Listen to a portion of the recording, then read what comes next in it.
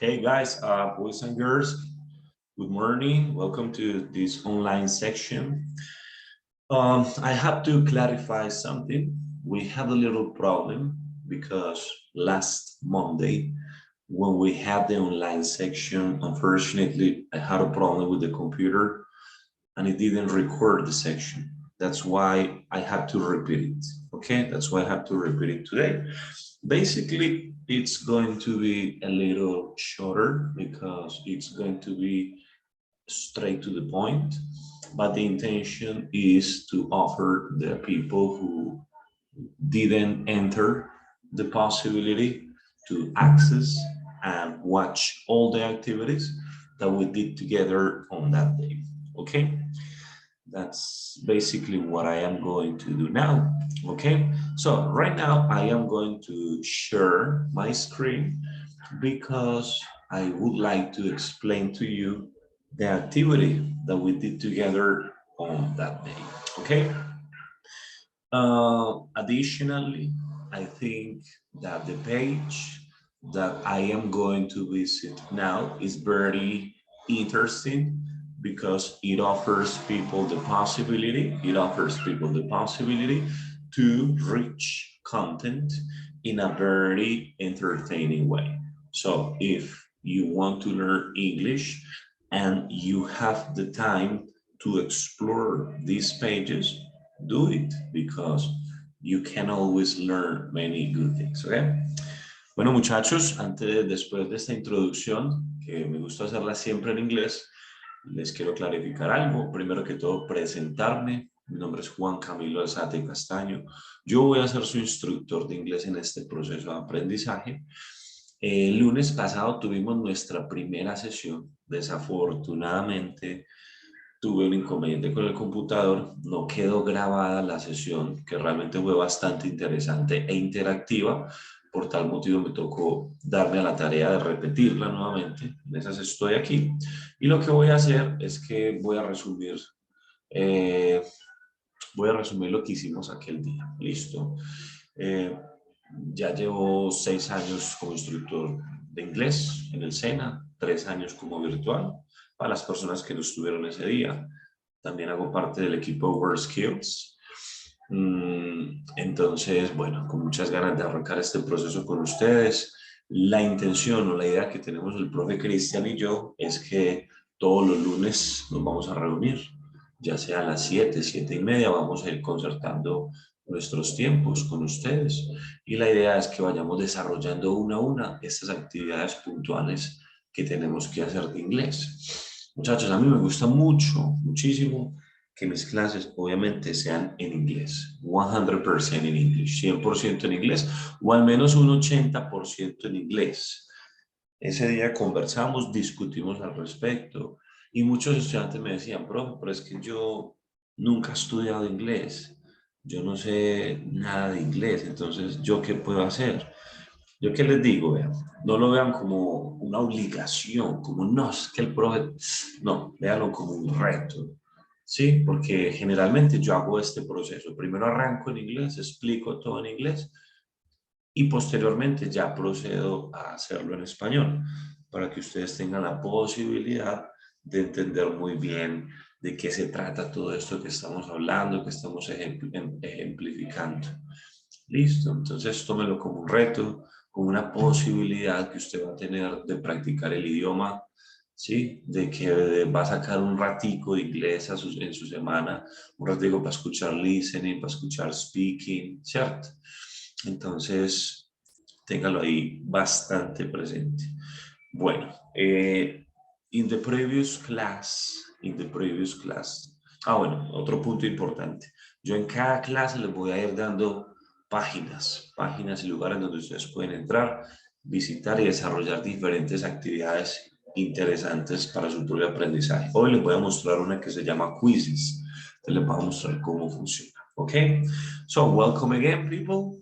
And let's get started. Okay, so first I am going to explain quizzes, how quizzes works, because the previous class we made an activity here, right? So basically this is how quizzes work. You go to Google and you click quizzes, right? Quizzes. And then you click on whatever topic you want to practice. For example, quizzes, simple present. Okay, simple present. So here you will have a big bunch of activities that you can do to practice the simple present. For example, I am going to choose this particular activity, all right? When you choose this particular activity, you will find different questions, This is, for example, the activity that we did the previous class, okay? It's very nice because it offers the possibility to answer the questions, and some of the questions even have pictures. Okay, recuerden que esto no es una tarea, esto es simplemente una página que yo les quiero recomendar para que ustedes practiquen su inglés. Okay, so quizzes is very interesting because of that, because it offers pictures, so you can see and you can know better what is the possible answer you have to choose. So for example, here you have 10 questions that you need to answer, okay? It's quite good, quite interesting, my people, all right? Recommendation, whenever you want to practice this with this particular page, make sure that you have good internet connection, okay? So the previous class, I am going to explain, we got together in quizzes, we answered some questions, and then we socialized the answers. All the questions that appeared here were about the same topic, the simple present, the routine. The simple present and the routine are or is the main topic that we are going to study in the first part of this section, okay? So now here we have the explanation of how the simple present works, okay? How does it work? Very simple. The simple present is to speak about routine, right? To speak about routine. What is routine? Routine is basically those activities that I do on a regular basis. For example, I take a shower every day. I go to the gym in the afternoon. I play soccer with my friends on Sundays. I watch TV at night. I visit my mother on Sundays, right? I go out with my friends on Saturdays. Entonces, todas esas actividades son rutinas que implican cotidianidad, repetición. Para esas rutinas es que utilizamos el simple present, ¿sí? Que el simple present es básicamente la utilización del do y el does, que son auxiliares para formular preguntas y frases negativas, ¿cierto? Se les voy a poner varios ejemplos de simple present o de rutina. Por ejemplo, cuando yo digo, I visit my mother. I visit my mother on Sundays, right? I ride my bike in the afternoon. Monto bicicleta en la tarde, ¿cierto? Lo que implica estas frases es que hay una repetición, una cotidianidad o una rutina. Okay, so that's basically how it works. That is how it works. Es así trabaja el simple present. Basically, it's one action, one subject, one verb, and the complementary information, right? Subject, verb, complementary information. I visit my mother on Sundays. I ride my bike in the afternoon, and so on, okay? Now, what happens when I want to make this sentence negative? Simple, put don't. So if it is a negative sentence, you just have to put don't. For example, here, I don't watch TV on Sundays. Or if I want to emphasize something, I say, I don't always watch TV on Sundays. What is always? Always is an adverb of frequency. It indicates the frequency of an action. For example, you can put it here. I say, I visit my mother, or I always visit my mother on Sundays, right? That is how it works. okay? The negative form of the sentence is don't, and it helps me. It basically helps me make an affirmative sentence negative. Okay, I ride my bike in the afternoon. Okay, I can say, for example, I usually ride my bike in the afternoon, right? Affirmative sentences indicating frequency with a frequency adverb, okay? If it is negative, remember don't, okay? But what happens, people? That don't is only for I, you, we, and they, okay? Only for these subjects. Okay, so what happens when I have the third person? ¿Qué pasa cuando tengo la tercera persona? La tercera persona es cuando yo tengo he, cuando tengo she, cuando tengo it, él, ella, o cuando estoy hablando de cosas o animales. En ese caso ya tengo que utilizar el does. La forma negativa del do es don't. ¿Sí o no? La forma negativa del does es el doesn't. El doesn't. ¿Ok? Entonces, do, negative, don't. Does, negative, doesn't. All right? And that's how it works. Y así funciona. Entonces, si aquí estoy hablando de he o she, de él o ella, entonces simplemente yo lo hago de esta forma. La misma frase que tengo aquí. He always visits his mother. Y mira lo que cambia. Aquí cambia el verbo porque ya yo lo tengo que conjugar de manera diferente. Cuando yo hablo de él o ella, si conjugo el verbo, yo le pongo una S al final. Entonces ya no va a ser visit, como aquí arriba, I always visit my mother, sino que va a ser en tercera persona. He always visits, and not my mother, his mother, on Sundays, okay? The same situation. He always visits his mother on Sundays, right? He usually rides like this. He rides. So he rides his bike in the afternoon. In the afternoon. Okay, a frequency adverb, no problem. So he usually rides his bike in the afternoon, people. So that's basically, my people, how it works. Okay, that is how it works.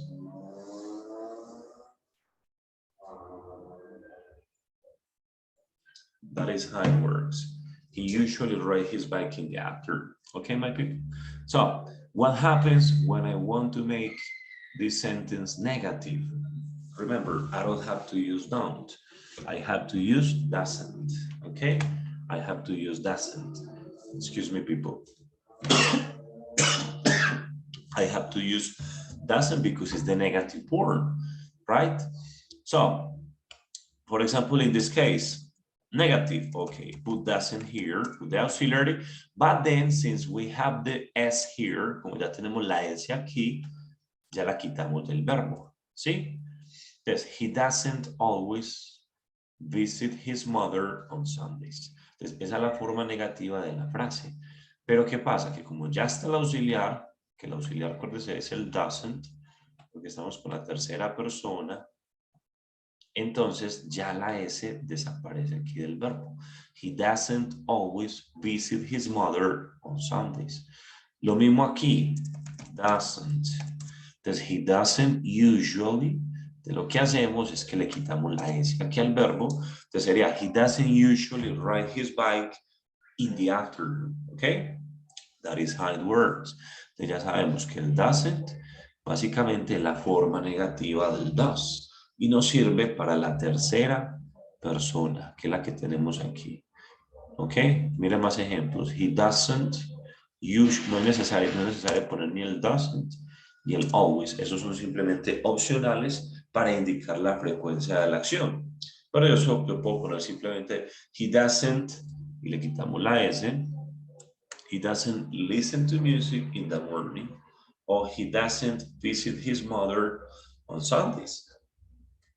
¿Qué nos va a permitir eso? Formular frases negativas en las cuales se implementa el auxiliar y se pone un contexto determinado. Okay?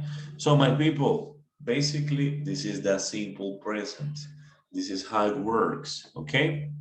Si yo quiero formular preguntas, ahí es que yo utilizo el do o el does. Entonces, por ejemplo, yo puedo preguntar con do y yo pregunto con la segunda persona del singular, que es do you speak English?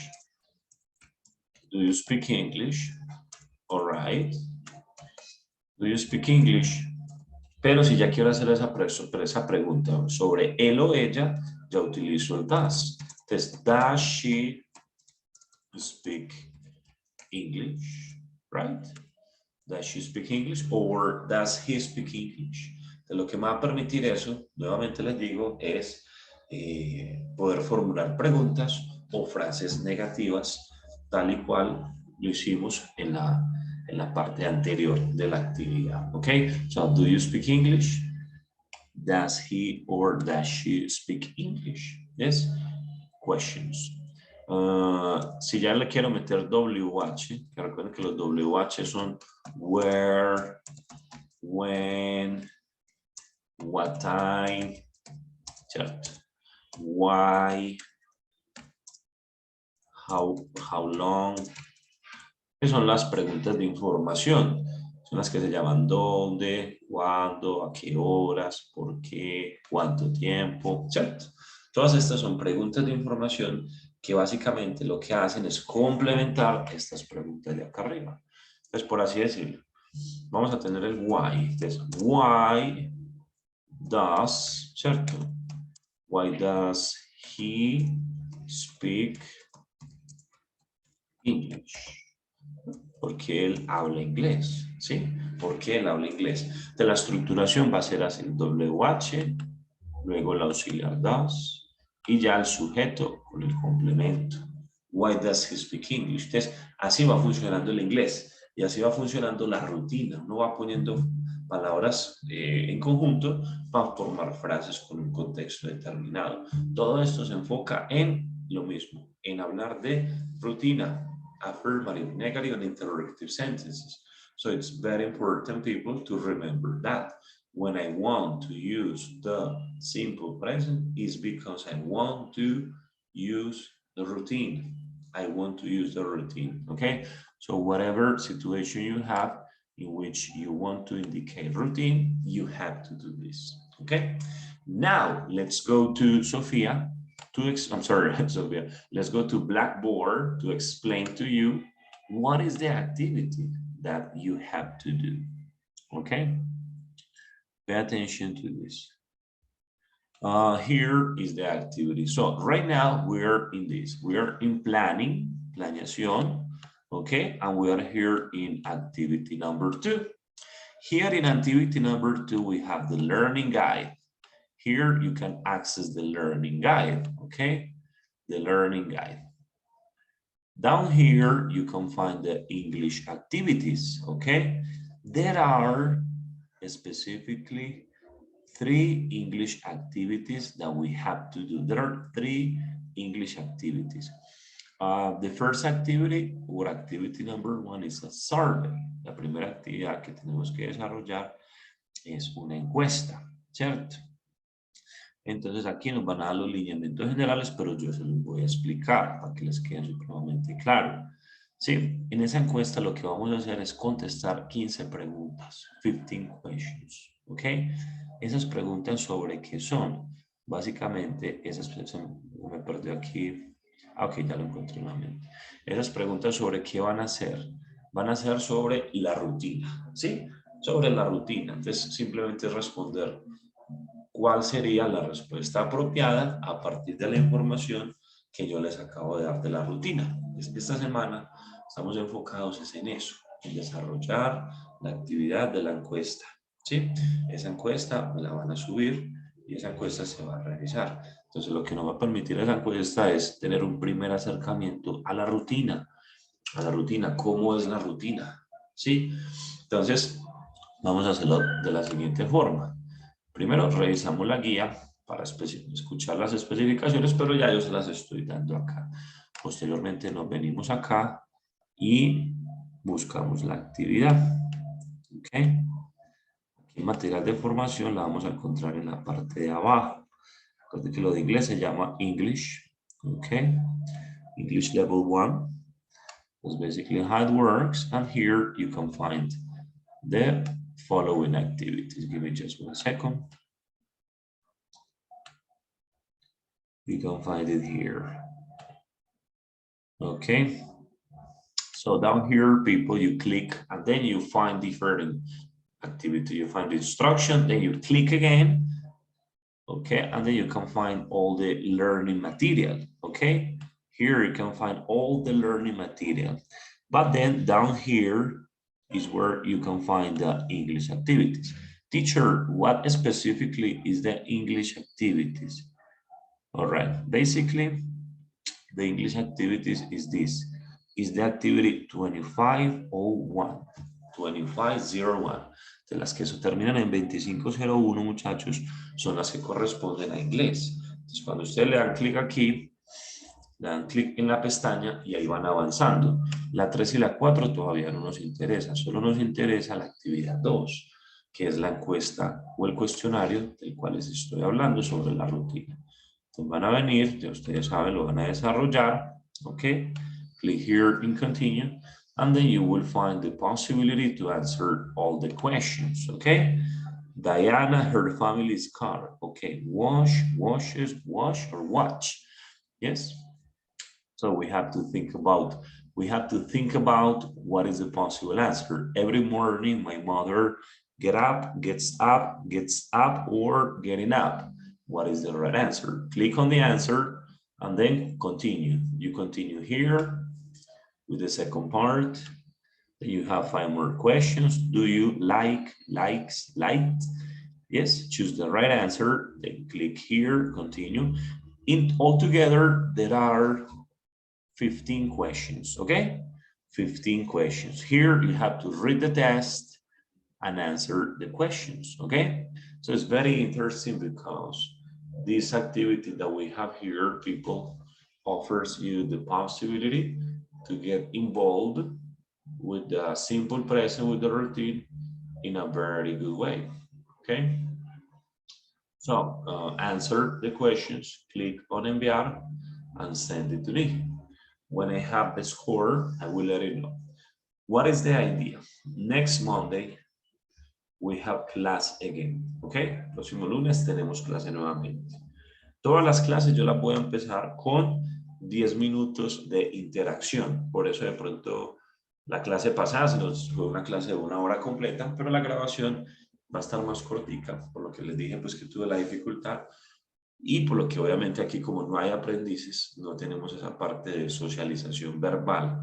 Entonces vamos a llegar siempre socializando, vamos a tener un poco de práctica verbal, 10-15 minuticos máximo, y a partir de allí vamos a proceder con la explicación. Siempre vamos a tener una actividad lúdica, posteriormente la explicación del tema gramatical o estructural a tratar en esa actividad, y en última instancia vamos a explicar cuál es la actividad puntual que vamos a desarrollar. ¿Listo? Entonces, ese va a ser el proceder, esa va a ser la manera de proceder en nuestras diferentes sesiones online. Vamos a tener inicialmente 3 sesiones. Recuerden, siempre van a ser los lunes, ¿ok? A excepción, pues de pronto de algún caso particular, un festivo, cualquier situación que se pueda presentar, pero digamos que en la medida en la que sea posible, vamos a tratar de que siempre sean los lunes para poder tener claridad frente a eso y que ustedes sepan qué día deben conectarse. Entonces, muchachos, los espero nuevamente el lunes. Espero que haya quedado claro la actividad que debemos de desarrollar. Les agradezco mucho. Me alegra mucho poder compartir con ustedes esta experiencia de aprendizaje. Y bueno, les deseo un feliz resto de semana. Que les vaya muy bien.